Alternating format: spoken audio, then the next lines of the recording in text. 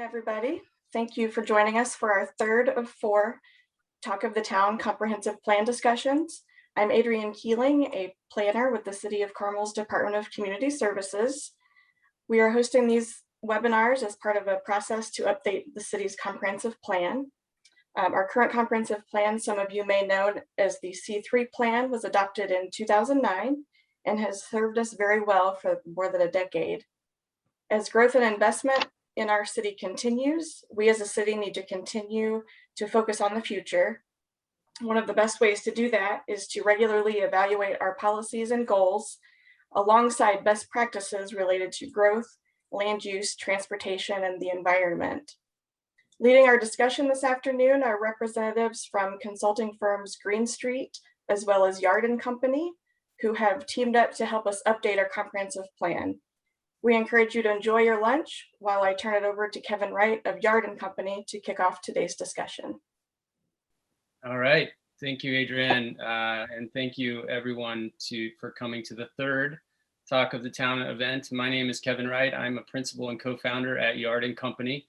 We are an urban growth firm based in Cincinnati that has been commissioned with our partners at Green Street, an Indianapolis-based real estate development and consulting firm, to update Carmel's comp plan, as Adrienne mentioned.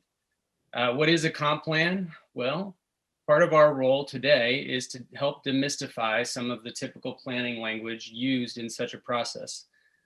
In this case, the City of Carmel and the Department of Community Services has hired our team because they need to update many aspects of the city's comprehensive plan. As Adrienne mentioned, the last time this was updated was about 10 years ago, and this update will help to refine goals related to growth for the next 10 years.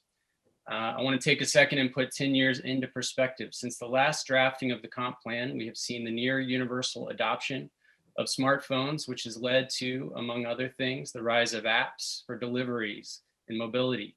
We've seen a spike in the baby boomer population. We've seen two significant economic recessions, the most recent of which was brought on by the COVID-19 pandemic that we are currently pulling ourselves out of.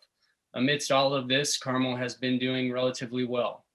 We have made significant changes to the physical environment that have made it attractive to new employers and residents. The growth of City Center and improvement of the Monon Trail through a new midtown has established a strong urban core for Carmel. The city has in many ways begun to grow up instead of out. And this emerging pattern of redevelopment has necessitated a refreshed look at mobility in public spaces, mixes of uses, urban densities, and resilience, both economically and environmentally, and that's why we're here. These are some of the primary objectives inherent to a comprehensive plan update. So as many of you know by now, Talk of the Town is a 4-part virtual series where we will be discussing different aspects of the comp plan and how issues such as mobility and land use might be updated to look ahead to the next 10 years in a way that propels Carmel forward.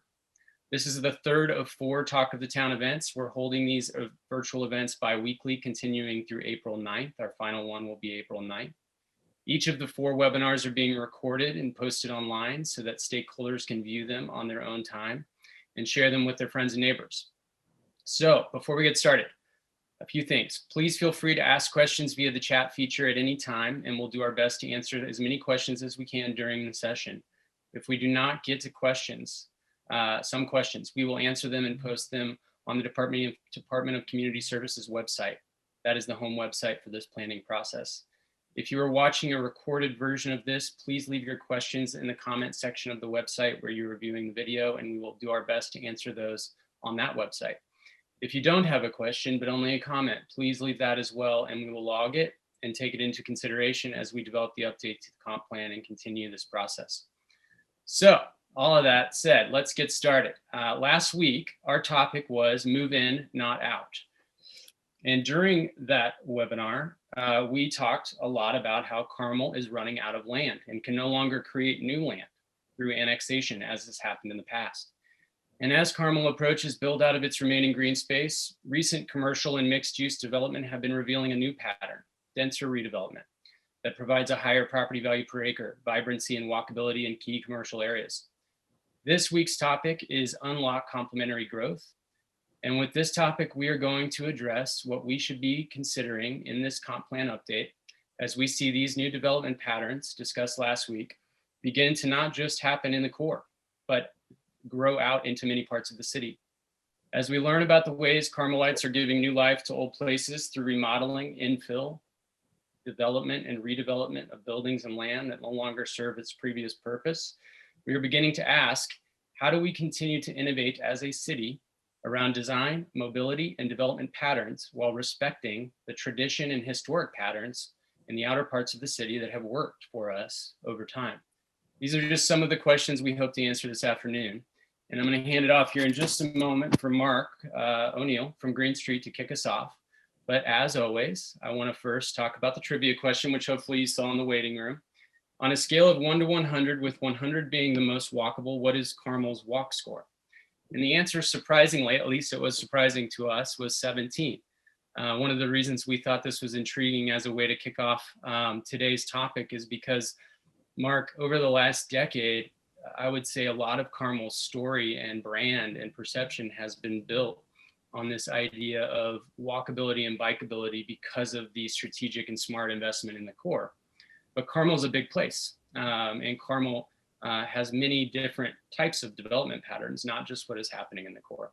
So I thought this question and this answer was an interesting way to start thinking about how we still have work to do when it comes to walkability, and how do we start thinking about that work in a way that is respectful of the previous development patterns we've seen over time around Carmel. Great, thanks Kevin and Adrian and all of you watching today for joining us. Appreciate you taking the time. So today we'll be talking a little bit more about some of the specifics of how we're thinking about this update to the comp plan, to the former C3 plan. And so I wanted to take a quick look back at the 2009 C3 plan and think about how all of these changes that Kevin has mentioned affect how we look to the future for Carmel. So one piece to mention, and I think this ties in with walkability really, is transitions and edges. You know, Carmel is large geographically, as Kevin said, and so, you know, many places of Carmel aren't and won't be walkable. The idea isn't to expand, you know, the development pattern in the core everywhere. But there is certainly improvement, we think, some room for improvement along the edges. And there's a table here, an adjacency table between different land classifications that, while it might seem neat and tidy, it can be sometimes overly specific, project by project, and really it sometimes hasn't been as workable as I think originally intended. And in the end, sometimes when a development is bordering a major thoroughfare or a different use, the kind of the fallback is just put up a fence and kind of put up a hard edge. And so we think there's room for improvement on how to think about transitions and gradients in intensity and building use moving forward. The land classes themselves were pretty specific on not only just use, but also the form and number of stories. And an outcome of that is that most developments in the last decade have utilized what's called the planned unit development process, or the PUD, which is basically saying a developer wants to build something, but it doesn't quite fit to what was either in the comp plan or according to the current zoning. And so it's a one-off customized zoning district for each of those projects. And while that might sound nice to kind of address project details as they come individually, the result is that most developments in reality today on the ground don't really match what was envisioned here in the C3 plan, and that there's still a bit of a mismatch that we hope to align a little bit better between the comprehensive plan, the zoning districts that are the actual regulations, and what gets built. Because really all those PUDs sort of defeat the purpose of a clear comp plan and zoning districts as a result, and that the predictability isn't there for current and future residents, but also for developers or investors considering building or moving to Carmel. And so there's just a mismatch there. On the map, the existing C3 plan land classification map, there are still significant areas without designations in the pink and the hatched gray there. That just results in a little bit of a mystery still on what to expect and what Carmel as a community wants to see there. So those need addressing. And then a further recommendation after a comprehensive plan update is to continue with some more small area plans, zooming in a bit on key intersections or parcels to think about gradients or transitions, or how do we knit these things together in a way that makes sense going forward. Great, Mark.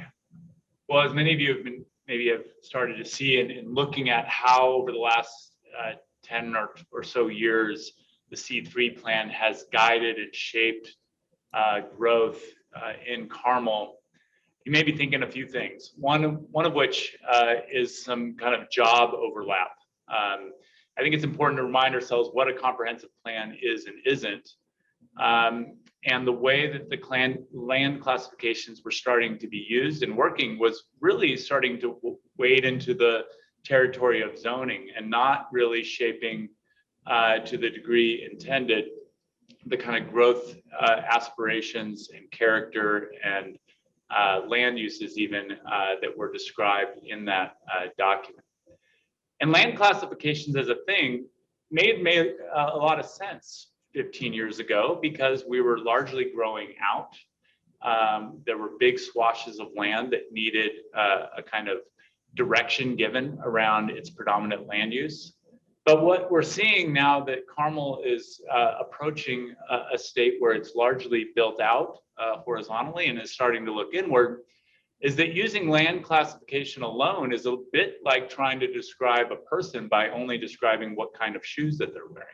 It's an insufficient description of what we're trying to achieve. Just imagine in your own travels and experience when somebody says retail, or they say house, or townhouse, or hotel. That can mean a lot of things depending on where those buildings and uses are located. The character of a place has a lot to do with what it feels like to be in that place. And so we have to go beyond use. And the way we think about it, the way we've started to understand Carmel as outsiders, is through a series of development patterns that, yes, acknowledge predominant use, but also starts to touch on things like block and lot size. How are we in a tight urban walkable street grid with smaller blocks, or are we in more agrarian or pastoral setting where the major arterial and street spacings are much larger, creating much larger blocks and oftentimes much larger lots on those blocks? Things like building coverage and maximum height play a big role. The way buildings front streets, do they have porches and front yards or garages, or are they more deeply set back, maybe behind fences and gates and landscape?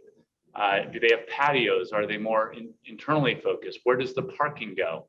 All of these things start to supplement use as a way of understanding a district.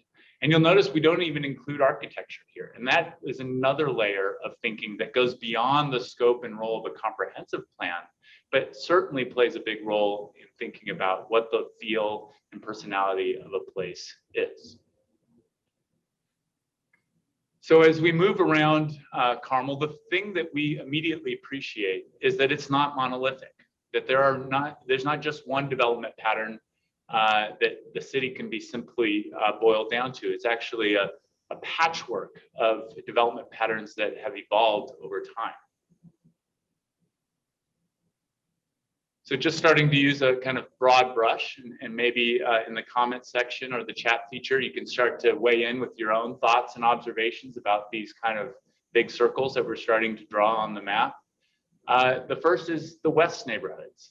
This is the part of the newer part of town, largely, with large and medium lot subdivisions that are anchored by things like parks and recreation, schools, and then centered or anchored by the village of West Clay as the common amenity center for the west neighborhoods. You know, I think because, Joe, just on the west neighborhoods for a minute, since it is newer and a lot of the developments there, frankly, are still underway and is still some undeveloped land, we are starting to see some of the trends that we've been talking about, including different sorts of housing types and a value placed on walkability.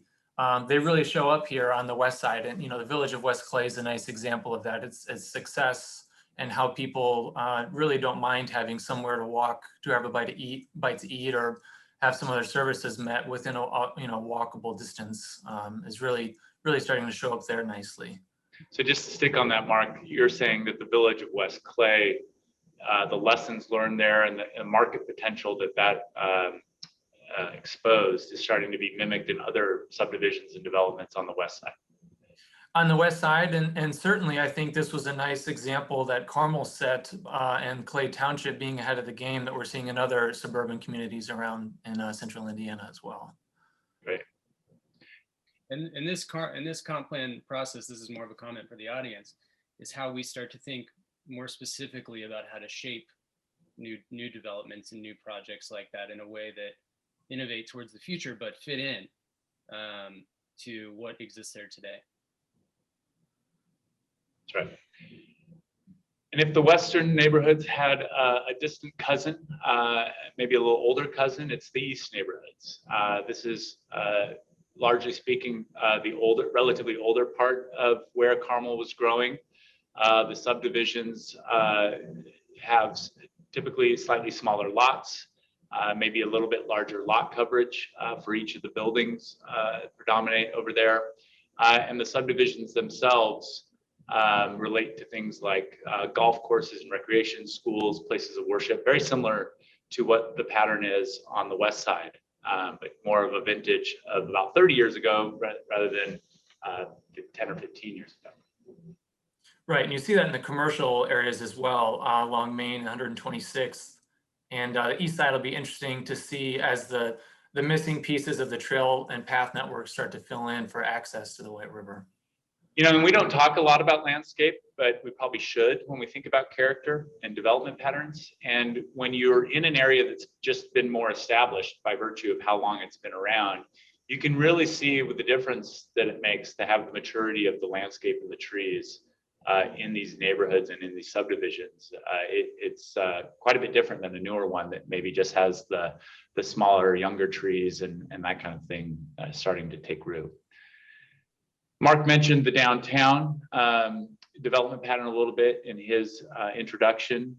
Downtown has the smallest block sizes, the most intense mix of uses, the kind of heavier building types. And by that, I mean that they're larger in terms of breadth, but also typically taller.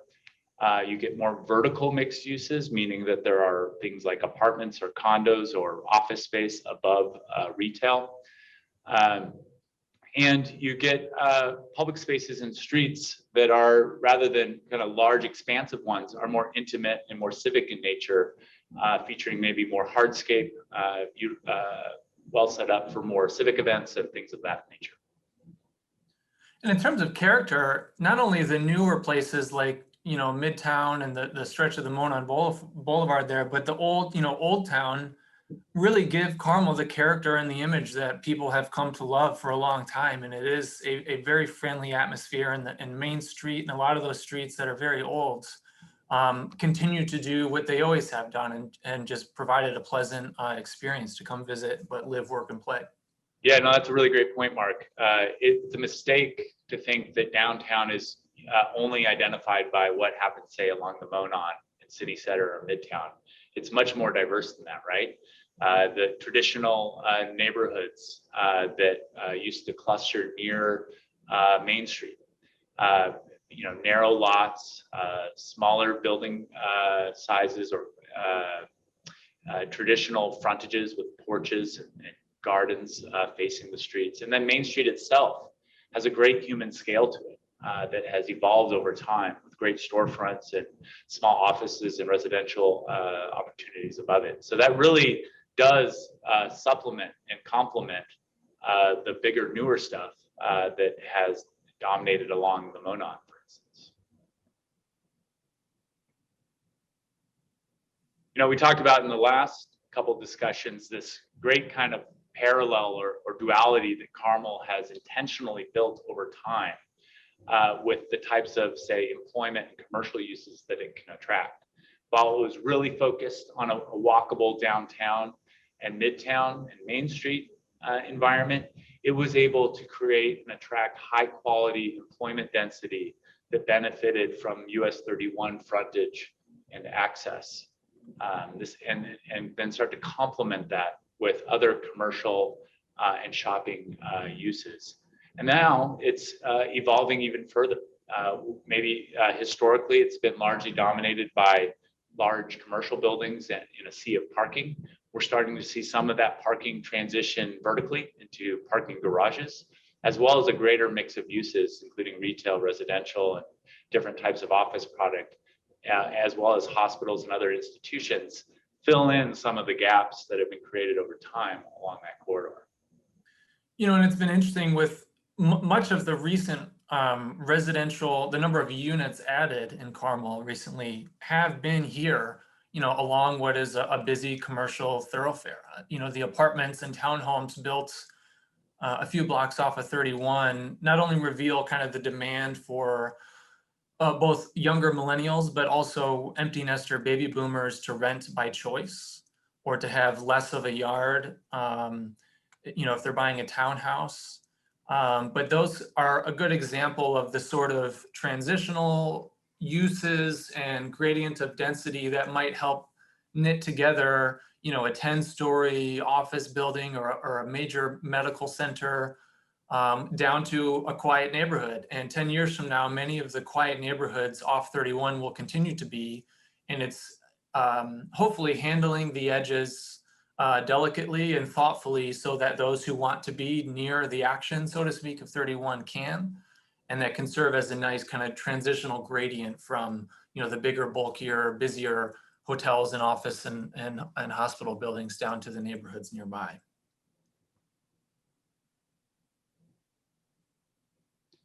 And then you have the White River. This has been a subject of great enthusiasm in the last 10 years, and more specifically over the last handful of years, as a new vision and aspiration and master plan for the White River corridor has been established. And one of the major kind of exciting topics that the new comprehensive plan update can acknowledge and celebrate and get behind is this idea of the White River becoming another one of these great corridors, great amenities for not only Carmel, but for the entire region.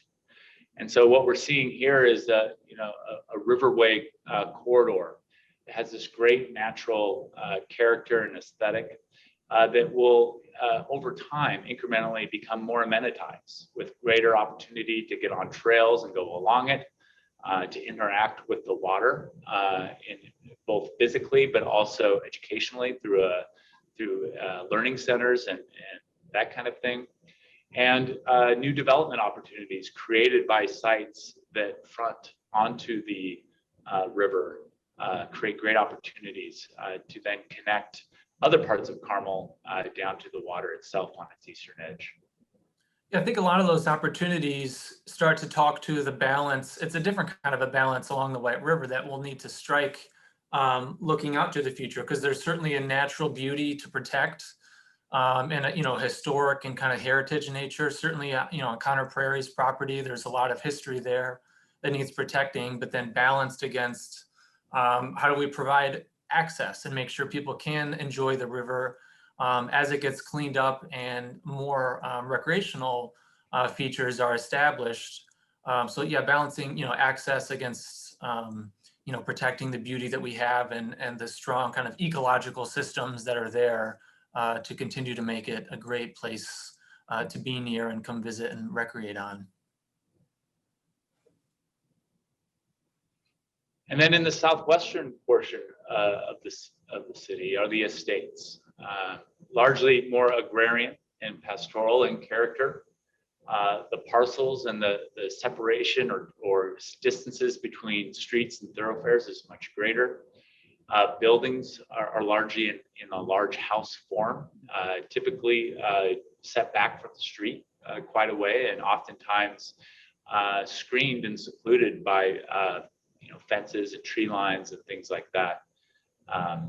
The estates are large lots.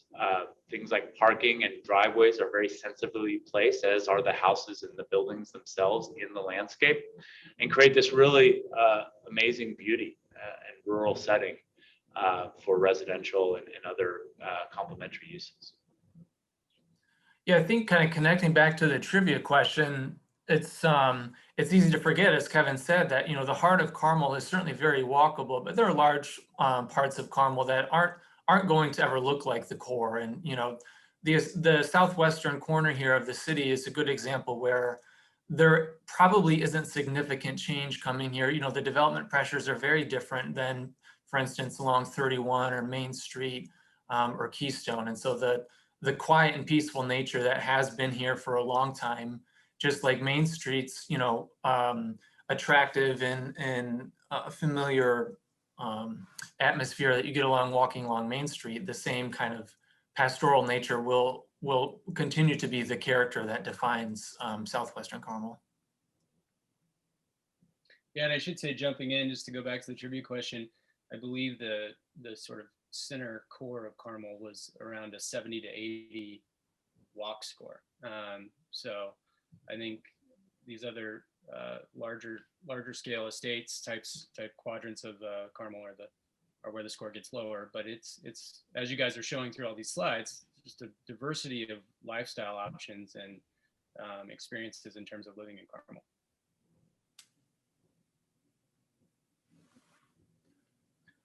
And then there's Michigan Road, where you have a nice natural river on the city's east side. You have a different type of boundary and river on the west side. And this is one of the city's few remaining large commercial strips along a state route. And here the character is quite a bit different than what is starting to be the more dominant form in Carmel, with large, big boxes, medium boxes, usually set back quite a distance over a sea of parking from the highway. There is some out parcel development, meaning that there are smaller restaurants and offices and services like banks and other drive-throughs that may start to get closer to the street. And this is a great example to kind of pause and ask ourselves, what is the existing character, and acknowledge what got us there? But then to ask, is there a potential to incrementally see that character evolve or change? And so one of the questions we ask about a place like Michigan Road is, what do the next 10 years hold for an environment like that? Retail's been undergoing such significant change recently. I think, while Michigan Road will continue to be a major thoroughfare and, certainly auto-oriented to an extent, many of those big boxes and strip centers are having to change. And again, it's another nice opportunity to think about the edges of that, and the reason that people visit Michigan Road will continue to evolve, I think, going forward. And then Mark mentioned some of the transitions that have taken place and been built over time. And in many cases, those transitions happen across a kind of regionally serving thoroughfare or street.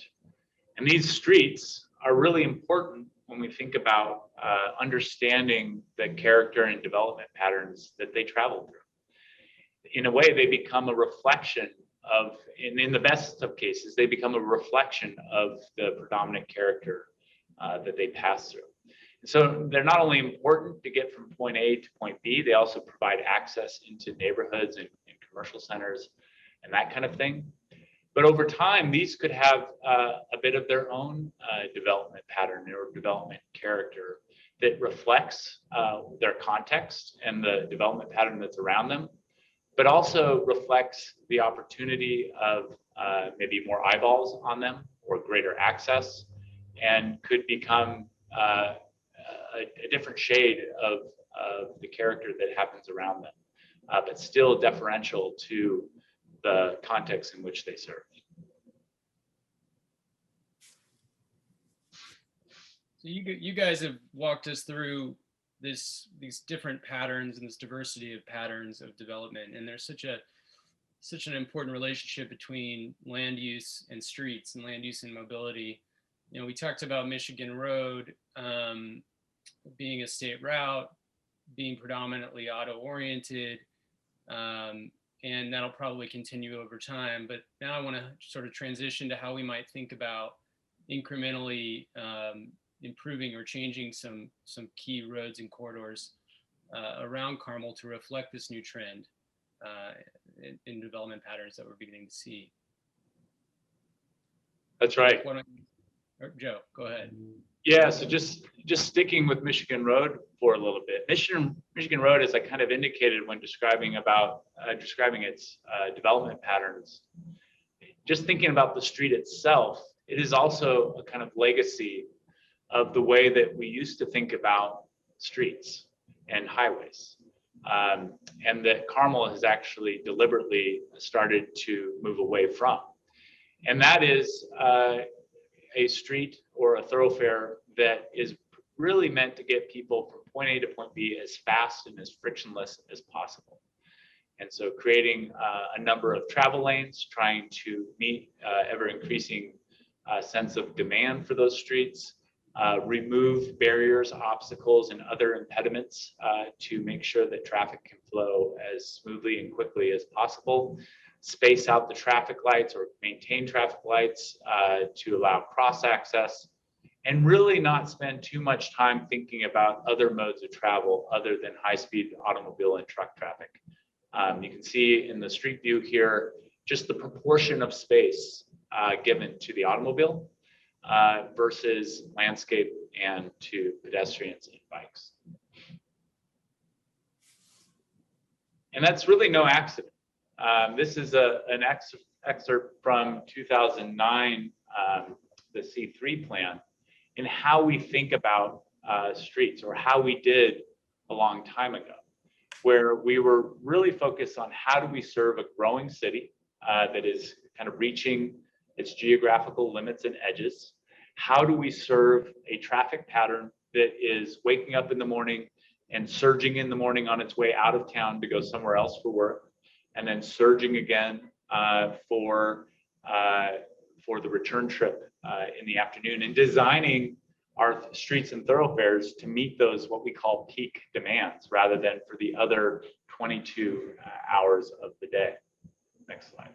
And that had started, and this is not unique to Carmel. You know, I think Carmel 20 years ago, that was a pattern that is starting to be dominant, or was starting to be dominant around the country and really the world up until recently. And it was starting to create a series of compounding problems for cities, using these kind of federal and state standards that really impinged on the quality of life and mobility and health of our cities. And some of those concerns centered around speed and safety, and the loss of life and property damage associated with that. Air quality associated with congestion and cars idling and waiting at stoplights and sitting in congestion, leading to poor health outcomes, both physically and mentally. The legacy costs of creating way more street than we can actually take care of and afford and subsidize through user fees and the like. Expanding commuting times and the amount of productivity and time spent with family and loved ones being consumed by time behind the wheels. Increased temperatures and heat island, which contributes to the air quality and environmental issues of being on the street, as well as soil and drainage issues associated with these streets. Next slide. But Carmel, even before the C3 plan, was starting to lead the way, not only in the state of Indiana, but nationally and internationally, for taking on an entire new attitude towards streets. Sure, it was still important to get people from point A to point B, but there was a real sensitivity around the safety of not only motorists, but the other people that use streets, bicyclists, pedestrians, that kind of thing. It was acknowledging that we have an opportunity to reduce the impacts to the environment through air quality improvements and of the like. One of the major reasons that the roundabouts were created was to reduce the amount of idling, as well as improve the safety of those intersections. And maybe more recently, really start to think about the character of the streets themselves as a value driver for the districts that they were serving. And so over time, what has been built is an incredible array of street types and mobility that served it well when they were built. But now, as the patterns of travel have changed significantly over the last decade, these streets have proven to be very adaptable to the changing travel needs as well as economic needs of Carmelites. So part of what we'll be taking a look at as well with the C3 plan are some of the policies that we want to set. And we really want to be clear and explicit on what we're aiming for. So an example of a few of these are listed on the screen, that these development patterns and the mobility, the pieces of the mobility plan, this is what we're trying to reach. So for example, east-west connectivity, as we've mentioned, to adjacent communities, the White River, eventually the Nickel Plate Trail. We'll continue to build out that system, as well as additional north-south routes to parallel the Monon. That's a policy and a goal that we'll have here. And these complete streets, you're seeing a lot of pictures of this. Making walking and biking really attractive and safe. It's not just a recreational idea. If we do this right, and as a city like Carmel continues to grow, mobility options provide residents and employees and visitors flexibility. And they may still drive to work, for instance, or they may still drive to the center of the city to visit, have a night on the town. But we should still see a change in the overall kind of pie graph, or share, the mode split, as the transportation planners call it. We should still see a shift. And so if we do this right, I think a reasonable goal for the next decade is just 2 to 5% of commuting traffic could be by foot or bicycle, or some other wheeled thing that's not a car by 2030, just as a function of adjusting due to congestion and growth. But also because it's a mode of choice. And a way to make that happen, though, is not just with the infrastructure. There are a lot of examples working with major employers and even hotels to place programs and policies into place to help support that and make it convenient and easy and enjoyable, frankly. And to do that and to stay adaptable is thinking about how rights of way can stay adaptable, not just picking what we think is going to be the winning technology here in the next 10 years, because it's really hard to know. That's right, Mark. And, we don't have to look far into our past to see the shortcomings of an approach that optimizes the street for a particular technology. Our streets were not always designed for the personal automobile. But over the last several generations, we've optimized our streets to serve that particular technology, which then induces more demand for that type of travel, and leaves us with the conditions that we are all trying to retrofit today. And the lesson from that is that we can actually shape the future of demand for transportation in expanding the number of options. And Carmel has really led the way in doing that. And part of the danger with transportation is that the future is really hard to predict. 5 years ago, we were saying that 5 years from then, we would all be in autonomous vehicles. Well, that technology, while the tech is getting more sophisticated, we are not meaningfully closer to an autonomous future than we were 5 years ago. We've been making incremental steps, but there's a lot of work left to be done. But in the meantime, while we were focused on the shiny objects, micromobility took the world by storm. And by that, I mean the bicycle, just as a mode of transport, has grown nationally as a primary way to get around significantly. That's been accelerated by new technologies of these of bikes, particularly the e-bike and bike share systems. And then many of the bike manufacturers and micromobility manufacturers have gotten into scooters, both personalized that you can go buy and use, or scooter share fleets that you're seeing in a lot of cities around the country. And that's before you even get into some of the logistics companies that are starting to facilitate deliveries and other types of freight and logistics needs through autonomous and electrified matters of transport. And then about a year ago, COVID hit, which put a whole new set of burdens on our streets around the country and around the world. The street was the most immediately available venue to accept a world that we had to invent when being indoors was no longer the safest place to be for our retail and commercial and public space needs. And so we saw streets around the world be converted for trails and bike use as the trails became 100, 200% more crowded than they traditionally had been. We saw streets become platforms for outdoor dining and for entertainment and for gatherings and meetings. And so streets became this kind of great response mechanism to the changing needs of the COVID crisis.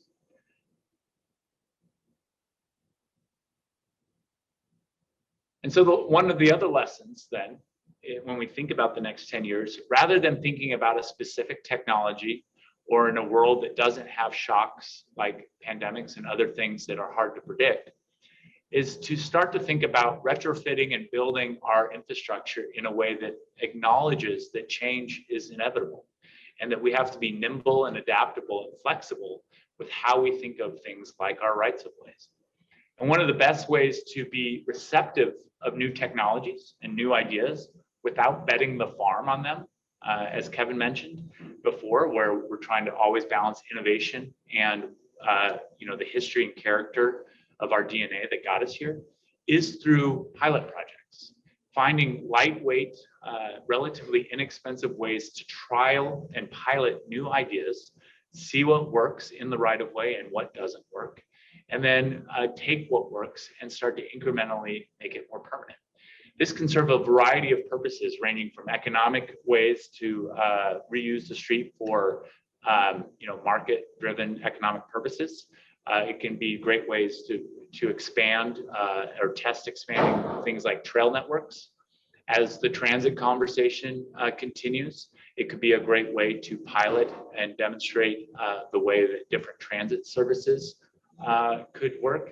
And it also becomes a great way to then inform and shape the permanent versions of those interventions as technologies change and as resources become available.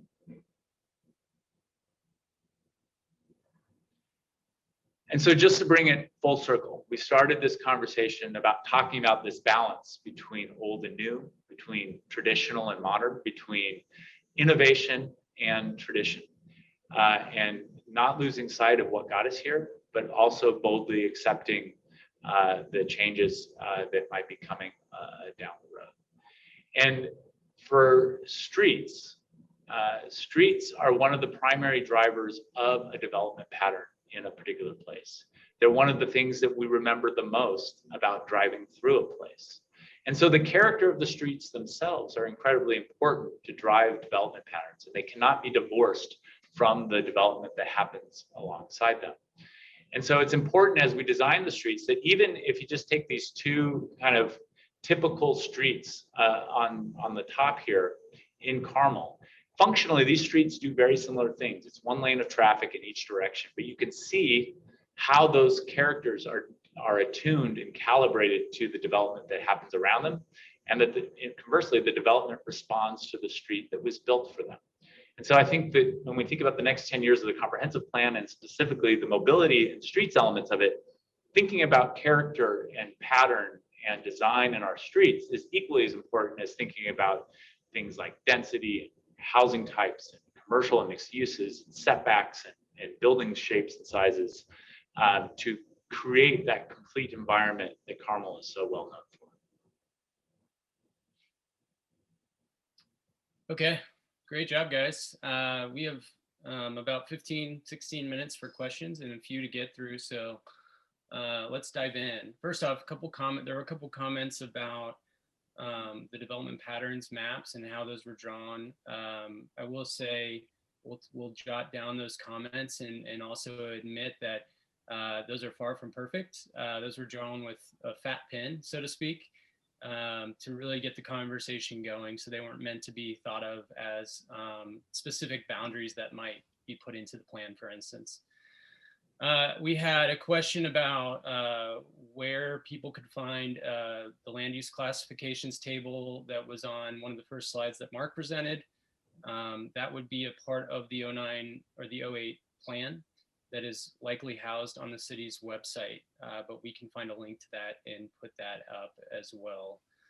And then, there was a question going back to the walk score, which I'm going to use as a way to tee up a couple of other questions around what can we learn from having a high walk score in the core and how that might apply to what we think about, how we think about the future in some of these other more residential quadrants. I think one thing I want to say about that is that I think, first off, you can go to walkscore.com for sort of if you really want to dive in deep to how that algorithm works.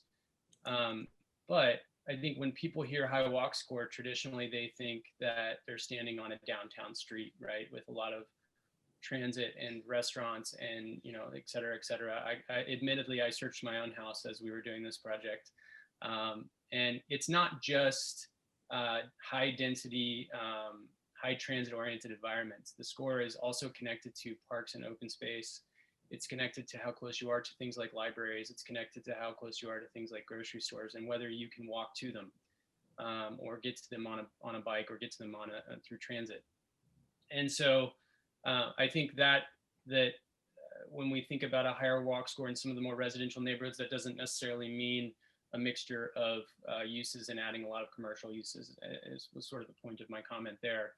But that said, where do you guys, to put you guys on the spot here, what are some places where you might see neighborhoods where you might see an opportunity to increase the walkability for people to go to work via foot? And then also touching back on Joe on the pilot project slide, where are we starting to think about potential opportunities there as well for pilot projects to start creating better connections like that? Well, I can start there. So for the work comment, part of that we have to answer in the context of the pandemic and how things will change in terms of hybrid commuting and remote working and things like that. It's hard to know where that pendulum will swing back to now, but some version of, I think, hybrid working is in the future certainly for some people, including many of the white collar workers in Carmel who might find more value in not only a home office, but maybe going to a coffee shop or a co-working place or something else in Carmel, once or twice a week. And so access to these other sorts of places to work or have a business meeting might matter a little bit more than they did, as opposed to, driving into the office wherever it is, 5 days a week, 9 to 5. And really, we said this before, a lot of that is along the edges. So, I think the attraction to living, for instance, along the 31 corridor and, how well the apartments have done there speaks to that. And also really the two big generations right now affecting these changes in housing, the millennials and the baby boomers, either before kids or empty nesters or before marriage or divorcee or widows, are those converging drivers of what folks want in a place to live and access to it is starting to show up in the proliferation of renters by choice and townhomes and things like that. And Joe, Yeah. to piggyback on the pilot project question, there was another question related to, an excitement around walking and bike friendly streets and corridors, but what can be done incrementally, and that's, I'm using my word, but to make it safe. She mentions a thoroughfare like Westfield and asks questions about, crosswalks, speed bumps, flashing lights, and what can be done to make it safe on streets like that. And I think that does connect back to your slide about pilot projects. Yeah, and I think before I dive into that, just to pick up on Mark's thread, I think one of Carmel's strengths, as it's applied to other sectors of its economy, is that it's never built all one thing. And so while we talk a lot about walkability, I think that Carmel has been uniquely attuned to attracting as a wide array of markets as possible, from households and owners that prefer a more rural or lower density or more disconnected setting, to walkable neighborhoods that are still largely residential, to more urban or what we call urban light living. And so Carmel has appealed to all of those market segments, and it's yielded great dividends for the city to attract a lot of people. As it relates to the incremental testing of ideas and piloting, some of the examples that were mentioned, they sound easy to do, but it's amazing in some cases how hard it is to get something as simple as a stop sign erected in a street, in a neighborhood. But those types of things are important. There are other things that can be done to improve the safety of, for instance, biking on streets, in terms of introducing things like on-street parking or other barricades, like what you've seen on Rangeline with the flower pots, where a two-way bicycle track was created using the same pavements, not changing the drainage or the curbs or anything like that, and tested the idea of that type of facility within the right of way. And so I think there are opportunities from a mobility standpoint to continue that theme and that approach incrementally outward where it makes sense. I'm thinking of places like 106th, which is a very broad street east of the core. Starting to ask the question, what does that want to be when it grows up? It doesn't have necessarily the complete trail network that I think people would want to see there. And cars move quite fast, and it's quite an unpleasant place to spend time if you're not one of those quickly moving cars. So I think that's a great opportunity. And then I think we, at the edges of places like Merchant Square or Michigan Road, where we're already starting to see some of these legacy commercial properties start to turn over and become more oriented towards people places, where brew pubs with patios and commercial uses that spill out into formerly kind of heavily parked areas, and even the introduction of a wider range of mixed uses on these formerly commercial properties, I think is starting to incrementally get more walkable districts built throughout the city. Okay, great. And how, just to go back to a topic we touched on in the slides, there's a question here about digging into, Mark, what you mentioned is these transition areas, and how to think, some of the things we should be considering, or we will be considering as part of this process, to make sure that the infill in those transitionary zones is done well, done correctly, and reflective of the edges that it's transitioning to and from. You guys want to dive into that a little bit more? Yeah, I think the intent that we've covered on the development pattern areas around kind of the major parts of Carmel, and then the corridors, which will have their own sort of, as Joe said, kind of another shade of the pattern behind them, is where that should be expressed. And there are a lot of successful examples around Carmel where that's been done well. And I think the focus on character, as we say, or the different ways of getting around, if it's, if it used to be a retail strip center that was purely designed for someone to drive to, the anchor tenant and then, get their nails done or take some other care of another errand after they, go to the Circuit City, that model is going away. And so not only the reason to be on that parcel is changing because that strip center is redeveloping into more of a walkable or mixed use development. The form of the buildings and the ways to get around and to and through those places will continue to change. Providence and Old Meridian is an example there, where you have the Mimi Blue and the Yachts, and those kind of I think there may be 3-story buildings or so along Old Meridian, and then behind them are smaller townhomes and apartments and things like that. Those are the sorts of kind of transitions and gradients up to a street like Old Meridian, and how do you address it and kind of frame the street. And you'll just see that hopefully the character that's there and needs to be protected and built on will drive those building forms and mobility patterns that start to make sense and are coherent. And can this type of approach start to help with maybe some noise pollution that's being generated from these corridors as well, and impacting some of the nearby or adjacent residential communities? Possibly. Part of the noise, for instance, of a car is how fast it's going and just the air it displaces. So, it's worth noting that even an electric car, if it's driving fast, still has that loud whooshing sound. And so the more cars driving faster will definitely generate noise. So there's something to be said about street calming and kind of softening of some of the edges, but the urban form of like Providence on Old Meridian there, the buildings built up to Old Meridian, that might help slow people down, and they could act as a physical barrier, although I don't think that's generally the purpose or thought there, that they're not really sound barriers per se. Okay, great.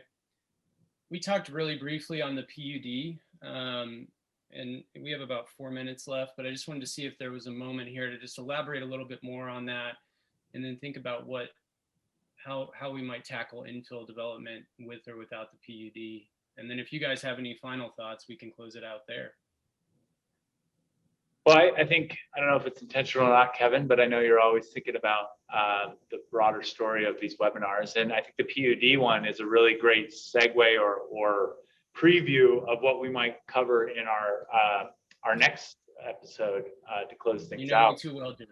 I know. Because when you talk about PUD, you're inevitably talking about process. And while PUDs were originally intended for those either weird locations that zoning could not anticipate, or for large tracts of land that had a particular thematic or development idea that didn't neatly fit into a zoning box, those were the original intent of the PUDs.